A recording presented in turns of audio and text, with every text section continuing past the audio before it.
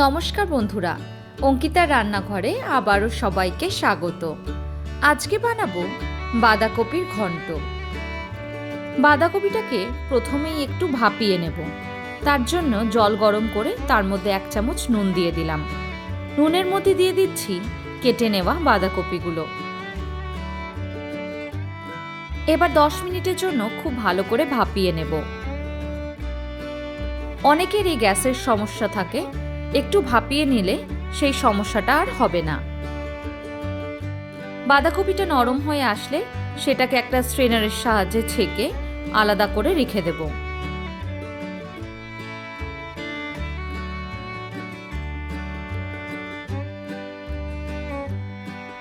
অন্যদিকে একটা কড়াইতে বেশ কিছুটা সর্ষের তেল গরম করে তার মধ্যে জিরে, শুকনো লঙ্কা আর তেজপাতা ফোড়ন দিয়ে দেব।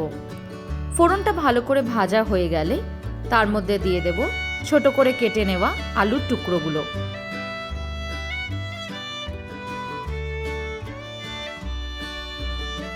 এবার আলুটাকে মিডিয়াম আঁচে রেখে 5 থেকে 7 মিনিটের জন্য খুব ভালো করে ভেজে নেব।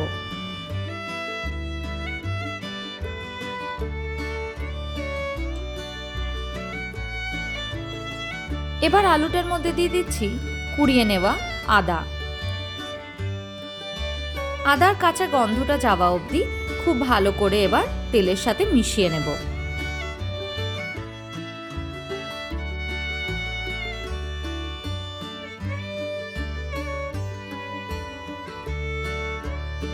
এই সময় উপর থেকে দিয়ে দিচ্ছি চেরা কাঁচা লঙ্কা। লঙ্কার পরিমাণটা আপনারা আপনাদের আন্দাজ মতন দেবেন।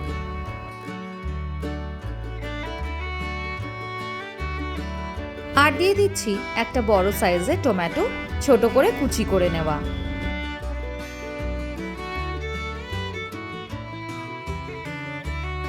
টমেটোটা হালকা নরম হয়ে যাওয়া অবধি ভালো করে ভেজে নিয়েছি। এবার দিয়ে দিচ্ছি মটরশুঁটি। মটরশুঁটিটা দিয়েও খুব ভালো করে একবার নেড়ে নেব।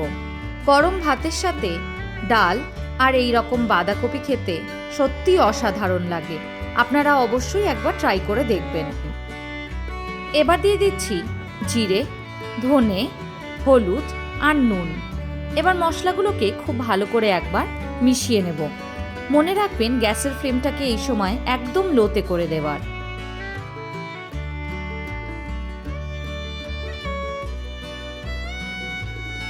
এইভাবে 2 থেকে 3 মিনিটের জন্য খুব ভালো করে সবকিছু মিশিয়ে নেব।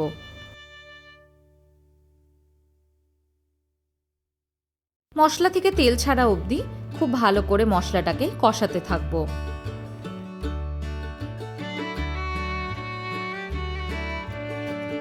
মশলাটা ভালো করে কষে এসছে। এবার দিয়ে দিচ্ছি ছেঁকে নেওয়া বাঁধাকপি। বাঁধাকপিটাকে দিয়ে খুব ভালো করে সবকিছু মেশাতে থাকব। গ্যাসের ফ্লেমটাকে আর হাই করার দরকার নেই, মিডিয়াম থেকে লোতে রেখে খুব ভালো করে মেশাতে থাকব।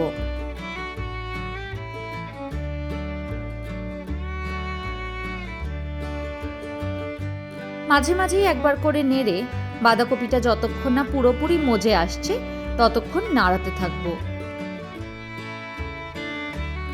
বাঁধাকপিটা মোটামুটি মজে এসছে। এবার ওপর থেকে ছড়িয়ে দিচ্ছি গরম মশলা আর দিয়ে দিচ্ছি 1 চামচ ঘি।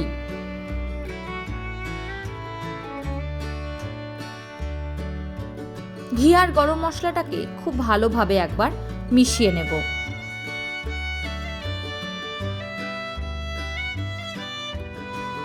ভাত, রুটি, পরোটা যে কোনো কিছুর সাথে এইভাবে বাঁধাকপি রান্না করে খেতে পারেন।